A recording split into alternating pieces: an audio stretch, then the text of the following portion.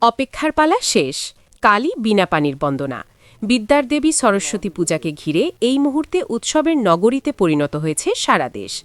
রাজধানী থেকে শুরু করে প্রত্যন্ত গ্রাম, স্কুল, কলেজ আর মন্দিরে মন্দিরে চলছে শেষ মুহূর্তের মহাযজ্ঞ।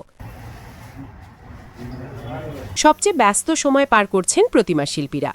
দিন-রাত এক করে চলছে প্রতিমার গায়ে শেষ আঁচড় কাটার কাজ। রং আর অলঙ্করণে দেবীকে সাজিয়ে যথাসময়ে মণ্ডপে পৌঁছে দেওয়াই এখন তাদের একমাত্র চ্যালেঞ্জ। ওদিকে চট্টগ্রামের চৌধুরীহাট এলাকাতেও উৎসবের রঙে রঙিন চারপাশ। মণ্ডপসজ্জা, চোখ ধাঁধানো আলোকসজ্জা আর কড়া নিরাপত্তা ব্যবস্থায় ব্যস্ত আয়োজকরা। আজ রাত নামলেই শুরু হবে দেবীর অধিবাস, যার মধ্য দিয়ে বেজে উঠবে পূজার আনুষ্ঠানিক দামামা। শিক্ষার্থী থেকে শুরু করে অভিভাবক, সবার মাঝেই এখন বাঁধভাঙা উচ্ছ্বাস। প্রশাসনও সতর্ক অবস্থানে। পূজা যেন শান্তিপূর্ণ ও সুশৃঙ্খলভাবে সম্পন্ন হয়, সেজন্য নেওয়া হয়েছে বিশেষ নিরাপত্তা ব্যবস্থা। সব মিলিয়ে বিদ্যার দেবীকে বরণ করতে এখন পুরোপুরি প্রস্তুত বাংলাদেশ।